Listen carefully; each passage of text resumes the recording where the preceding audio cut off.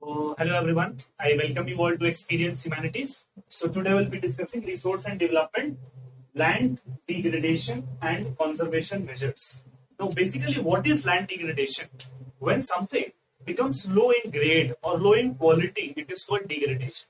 So when we talk about land degradation, it is actually when the quality of the land degrades or we give low grades to the land. That is, it is not capable of doing certain kind of work which the land is required to do. Okay, so it can be of various reasons, because of the deforestation, because of soil erosion, etc. So all these things are basically due to the human activities, and this is why we face a lot of problems and disasters these days. So basically, when we talk about conservation measures, will be conservation when you talk about is basically simply that when you plant more and more trees, it becomes as a conservative measure. Since you are cutting down trees, you do not care about the future generation. When we talk about sustainable development, we think about that using the resources in such a manner that the future generation has the capability to enjoy the same resources that we have done so.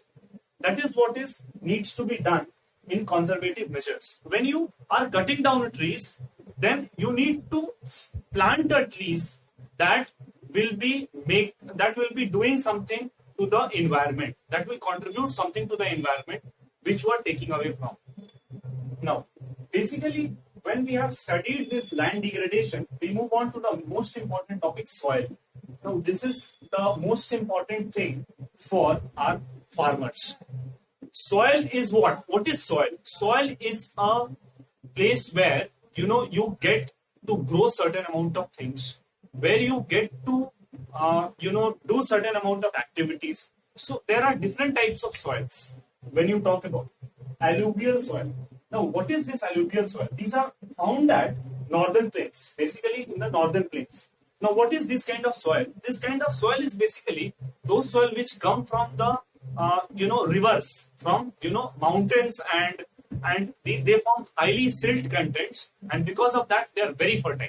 Basically they are found in northern plains, and there are two types, Bhangar and other. So both these types of soils are, these types of soils have got a difference. When you talk about Bhangar, this has more important conker content. Okay, so this makes the soil very infertile comparing to other soil, because they are very fine silt content, making the soil very fertile. Okay, so when you talk about black soil is basically found at Deccan Tract.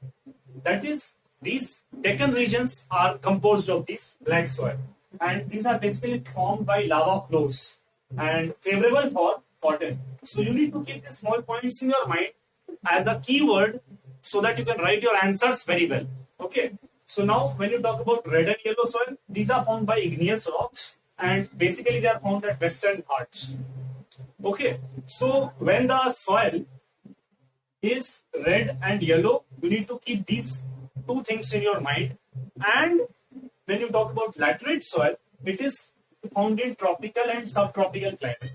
Okay, and favorable for evergreen vegetation. Evergreen in the sense that those vegetations which are always green. Okay. You will read about evergreen forest. Okay, so these are found where? Karnataka, Kerala, Tamil Nadu. So these are the regions where these laterite soil are found.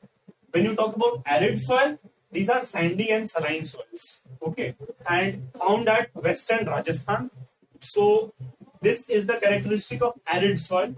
And when you talk about forest soil, these are basically hilly areas, found in hilly areas, and they are loamy and silty in their nature. Okay, so when you have completed the types of soil, I hope these characteristics would be clear. Okay, so that when you are studying these things, your characteristics are very important to write your answers well. Okay, so I will suggest you to read the book clearly so that you can get a clear detail about all the characteristics, because I am giving you just an overview on these characteristics. So you can go through your books properly, and then you can be able to write your answers and arrange your answers in a very systematic manner. Okay.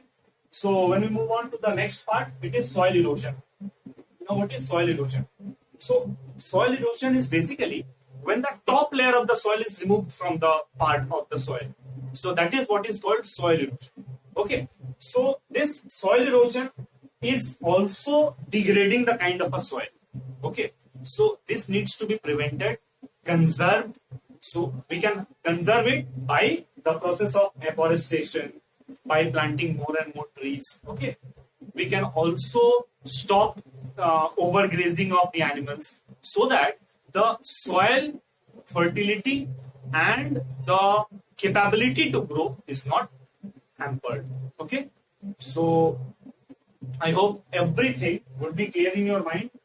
So I would again tell you, read the book clearly so that you can get a clear view of all the characteristics of the soil, because it is very important while writing answers. So with this, I sign off from the video. We'll meet again in the next part.